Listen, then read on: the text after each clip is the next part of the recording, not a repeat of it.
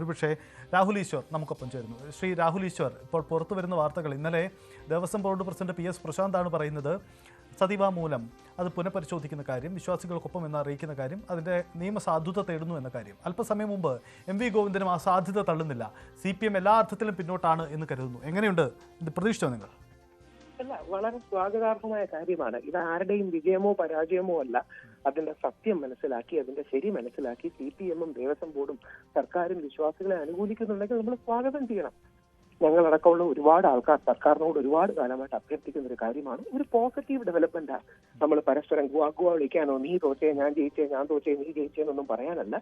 കോടിക്കണക്കിന് വിശ്വാസികളുടെ വികാരം കണക്കിലെടുത്ത് നമ്മുടെ ബഹുമാനപ്പെട്ട ഗവൺമെന്റ്, ശ്രീ പിണറായി വിജയൻ സർക്കാർ, ദേവസ്വം ബോർഡ് അവരുടെ തെറ്റായ സത്യവാങ്മൂലം മാറ്റാൻ തീരുമാനിച്ചത്. ഇനി ഒരു കാര്യം കൂടെ, സത്യവാങ്മൂലം കുറച്ച് അവിടെ ഇവിടെ തൊടാതെ എഴുതിയിരിക്കുന്നത് യഥാർത്ഥത്തിൽ എന്ന് സംഭവിച്ചത് ദേവസ്വം ബോർഡ് പ്രസിഡന്റ് ആയിരുന്ന പത്മകുമാർ സാറിനെ മറികടന്ന് വാസു സാറിനെ പിണറായി വിജയൻ സാർ സുപ്രീം കോടതിയിലോട്ട് വിട്ടു. എന്നിട്ട് അഫിഡവിറ്റിൽ പോലും പറയാത്ത കാര്യങ്ങളാണ് സുപ്രീം കോടതി വാദിപ്പിച്ചത്. ഓക്കെ, ഇനി ആരെയും കുറ്റം പറഞ്ഞിട്ടൊന്നും കാര്യമില്ല. എന്തായാലും സർക്കാർ ആ രീതിയിൽ വിശ്വാസികളുടെ വികാരങ്ങളോട് അനുഭാവം കാണിക്കുന്നുണ്ടെങ്കിൽ സ്വാഗതാർഹമാണ്. ഇങ്ങനല്ലേ നമ്മൾ സമവായം ഉണ്ടാക്കേണ്ടത്? എല്ലാ കാലത്തും അടികൂടി ഇരുന്നിട്ട് എന്താ കാര്യം? അതുകൊണ്ട് ഈ CPM-ന്റെ മനംമാറ്റം പോസിറ്റീവാണ്. ഒരു വിശ്വാസി എന്ന നിലയിൽ സ്വാഗതം ചെയ്യുന്നു. ഇതിനുവേണ്ടി ആദ്യം പ്രക്ഷോഭത്തിനിറങ്ങിയ വ്യക്തിയുള്ള ഒരാൾ ഞാനാണ്. അപ്പോൾ അതിന് അദ്ദേഹം അവരെ സ്വാഗതം ചെയ്യുന്നു. നല്ല സ്റ്റെപ്പാണ്. നമുക്കിത് മുമ്പോട്ട്. രാഹുൽ ഈശ്വർ, ഒരു പക്ഷേ താങ്കൾക്ക് അതിനകത്തൊരു രാഷ്ട്രീയം ഉണ്ടാവില്ല. പക്ഷേ ശബരിമല പ്രക്ഷോഭകാലത്തെ രാഷ്ട്രീയമായി ഉപയോഗിക്കാൻ ശ്രമിച്ച പല സംഘടനകളെയും നമുക്കറിയാം. അത്തരം നീക്കങ്ങൾ കേരളം കണ്ടതുമാണ്. ഇതൊരു സുവർണാവസരം എന്നൊക്കെ ചിലരെങ്കിലും പരസ്യമായി പറയേണ്ട സാഹചര്യം കണ്ടതാണ്. അപ്പം സത്യസന്ധമായിട്ട് പറയട്ടെ, എനിക്ക് മനസ്സിലായി, എങ്ങളുടെ ക്വസ്റ്റ്യൻ മനസ്സിലായിട്ട് പറയാം. ഞാൻ BJP-കാരനല്ല. പലപ്പോഴും RSS-കാരുടെ മുസ്ലിം വിരോധത്തെ പരസ്യമായി വിമർശിക്കുന്ന ഒരാളാണ് ഞാൻ. പക്ഷെ നമ്മൾ സത്യസന്ധമായി ഈ കാര്യം എടുക്കണം. RSS-ലെയും BJP-യിലെയും ഏറ്റവും മതസൗഹാർദ്ദവാദിയായ ഒരു വ്യക്തിയാണ് ശ്രീധരൻപിള്ള സാർ. പുള്ളി സുവർണാവസരവും ഉദ്ദേശിച്ചത് മുതലാക്കണമെന്ന അർത്ഥത്തിലല്ല. നമ്മൾ വിശ്വാസികളോടൊപ്പം നിൽക്കണം, അവരെ വിശ്വാസത്തിലെടുക്കണമെന്ന അർത്ഥത്തിലാണ്. എന്റെ കുടുംബത്തിലെ 2-3 പേരുടെ റെഫറൻസും ഈ പ്രത്യേക പ്രസംഗത്തിന് അദ്ദേഹം യൂസ് ചെയ്തിരുന്നു. അതുകൊണ്ട് എനിക്ക് ഈ പശ്ചാത്തലം അറിയാം. ആരെയും കുറ്റം പറയുന്നതല്ല.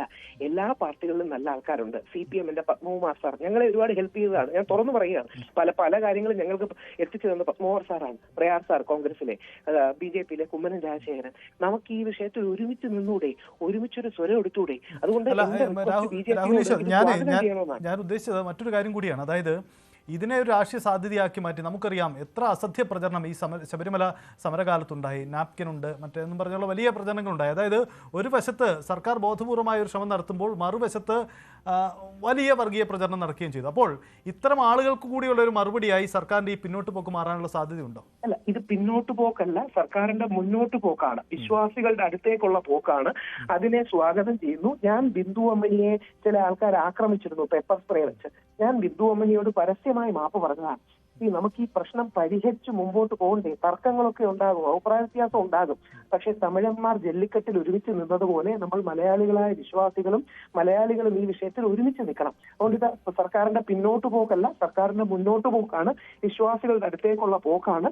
എന്നും CPM വിരുദ്ധനാണ് ഞാൻ. പക്ഷേ സർക്കാർ നല്ല കാര്യം ചെയ്താൽ അത് പറയണ്ടേ? ഇത് NSS-നും സ്വാഗതാർഹമാണ്, SNDP-ക്കും സ്വാഗതാർഹമാണ്. കാര്യം വെള്ളാപ്പള്ളി സാറൊക്കെ ഇന്നലെ തന്നെ അത് വ്യക്തമായി പറഞ്ഞു. സുകുമാരൻ സാറും പറഞ്ഞത് എന്താ? കണ്ടീഷണലായിട്ട് ഞങ്ങൾക്ക് പിന്തുണയുണ്ട്. അതായത് ആചാരാനുഷ്ഠാനങ്ങളൊക്കെ നിലനിൽക്കുകയാണെങ്കിൽ ഞങ്ങൾ പിന്തുണയുണ്ടെന്നുള്ളതാണ്. CPM-നും BJP-ക്കും കോൺഗ്രസിനും രാഷ്ട്രീയമായ എതിരഭിപ്രായം കാണും.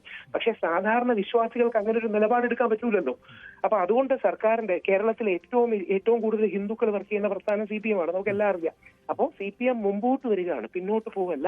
അതിനെ നമ്മൾ സ്വാഗതം ചെയ്യണം. എന്റെ അഭ്യർത്ഥന BJP-യും കോൺഗ്രസും അടക്കമുള്ള സ്വാഗതം ചെയ്യണം. കാര്യം ശബരിമലയെങ്കിലും നമ്മൾ രാഷ്ട്രീയത്തിന് അതീതമായി കാണണം. ശബരിമല രാഷ്ട്രീയത്തിന്റെ മാറ്റി വെച്ചിട്ട് ഒരുമിച്ച് മുമ്പോട്ട് പോകാനുള്ള അവസ്ഥയാണ്. കോൺഗ്രസും BJP-യും സർക്കാരിന്റെ ഈ നീക്കത്തെ, ദേവസ്വം ബോർഡിന്റെ ഈ നീക്കത്തെ സ്വാഗതം ചെയ്യണമെന്നൊരു വിശ്വാസി എന്ന നിലയിൽ ഞാൻ അഭ്യർത്ഥിക്കുകയാണ്.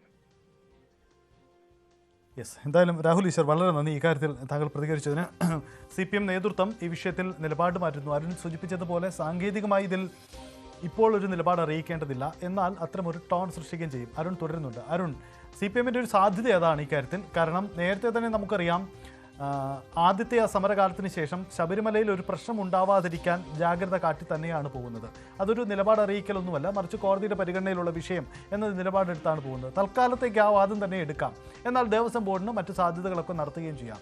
ഇന്നൊരു പക്ഷേ ദേവസ്വം മന്ത്രി മാധ്യമങ്ങളെ കാണുമ്പോൾ അല്പം കൂടി ഒരു വ്യക്തത വരുത്തേണ്ടി വരുമെന്ന് തോന്നുന്നു, അല്ലേ?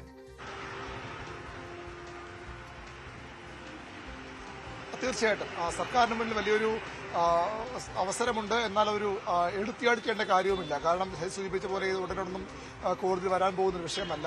വരുമ്പോൾ നിലപാട് അറിയിച്ചാൽ മതി. വരുമ്പോൾ തന്നെയും ഈ നിലപാട് ഇപ്പോൾ ദേവസ്വം ബോർഡ് പറഞ്ഞതുപോലെ ഈ നേരത്തെ സത്യവാങ്മൂലത്തിൽ തിരുത്തലുകൾ വേണ്ടിവരും, ചില മാറ്റങ്ങൾ ഉണ്ടാകും. അതുകൊണ്ട് തന്നെ അത് ഫയൽ ചെയ്യാൻ അനുവദിക്കണമെന്ന് സ്വാഭാവികമായി ദേവസ്വം ബോർഡിന് ആവശ്യപ്പെടാം. അങ്ങനെ ഒരു നീക്കത്തിന് സർക്കാരും ദേവസ്വം ബോർഡും തയ്യാറെന്നൊരു സന്ദേശം മാത്രം മതി ഈ പ്രത്യേകിച്ച് NS പോലുള്ള സംഘടനകൾക്കിടയിൽ CPM-നോടുണ്ടായിരുന്ന ഒരു അപ്രീതി മാറാനെന്ന് CPM പ്രതീക്ഷിക്കുന്നുണ്ട്. അത് തിരിച്ചറിഞ്ഞുകൊണ്ട് തന്നെയാണ് ഇത്തരമൊരു നീക്കം നടത്തുന്നത്.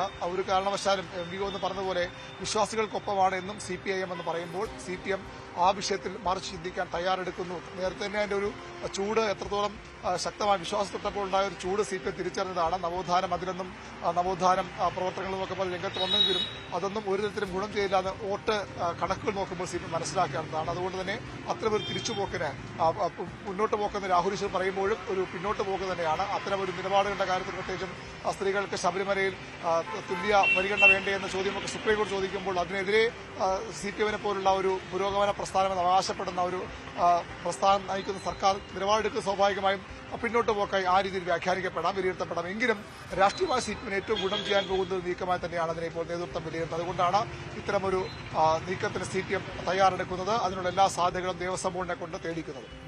അരുൺ, ഒരു കാര്യം കൂടി നമ്മളറിയാം, നേരത്തെ ഈ മുസ്ലിം ന്യൂനപക്ഷങ്ങളെ ഒപ്പം നിർത്താൻ വേണ്ടി വലിയ അജണ്ട സ്ട്രാറ്റജി CPM-നുണ്ടായിരുന്നു. പക്ഷേ കഴിഞ്ഞ കാല തെരഞ്ഞെടുപ്പുകളിൽ അത് അത്ര വിജയം കണ്ടില്ല. ഉപതെരഞ്ഞെടുപ്പുകളിലും പാർലമെന്റ് തെരഞ്ഞെടുപ്പിലുമൊക്കെ സംഭവിച്ചതും അതാണ്.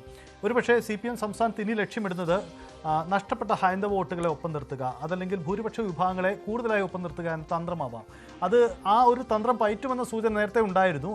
അങ്ങനെയെങ്കിൽ ഈ അയ്യപ്പ സംഗമവും ഇപ്പോഴത്തെ രാഷ്ട്രീയ നിലപാടുകളും പ്രസ്താവനകളുമെല്ലാം അതിലേക്കുള്ള വഴിയൊരുക്കൽ എന്നുകൂടി നമുക്ക് കാണണം, അല്ലേ?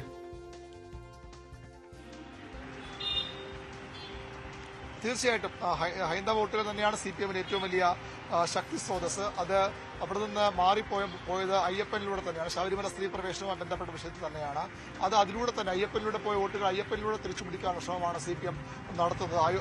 ആഗോള അയ്യപ്പ സംഗമത്തിന് ശബരിമലയുടെ ഉന്നതി എന്ന വലിയൊരു ലക്ഷ്യമുണ്ട് എന്നത് വിസ്മരിക്കാനാകില്ല. പക്ഷെ അവിടെയും കൃത്യമായ രാഷ്ട്രീയ ലക്ഷ്യമുണ്ട്. അത് ഇങ്ങനെ CPM-മായി അകന്നു നിന്ന് ആളുകളെ അടുപ്പിക്കുകയാണ്. NSS-ന് എന്തുകൊണ്ട് CPM-ന് വിശ്വാസമാണ്, ആരാധനാകാരമായ കാര്യങ്ങളിൽ സർക്കാർ എടുക്കുന്ന നിലപാടുകളോട് വിശ്വാസമെന്ന് പറയേണ്ടി വന്നു എന്നതിന് മറുപടി ഈ ആഗോള അയ്യപ്പ സംഗമം നടത്താൻ സർക്കാർ കാണിക്കുന്ന താല്പര്യം തന്നെയാണ്. എന്തിന് ഒരു മതേതര സർക്കാർ അയ്യപ്പ സംഗമം നടത്തുന്ന ചോദ്യമൊക്കെ സ്വാഭാവികമായും കുമ്മനം രാജശേഖരനെ പോലെയും BJP-യിൽ നിന്നും മറ്റു നേതാക്കളുമൊക്കെ ഉന്നയിക്കുന്നുണ്ട്. പക്ഷെ അപ്പോഴും അവിടെ എന്തുകൊണ്ട് നടത്തുന്നതിന് ചോദ്യം ഇത് തന്നെയാണ്. സർക്കാർ മുൻകൈ എടുത്തത് ഈ നഷ്ടപ്പെട്ട വിശ്വാസം തിരിച്ചുപിടിക്കാൻ തന്നെയാണ്.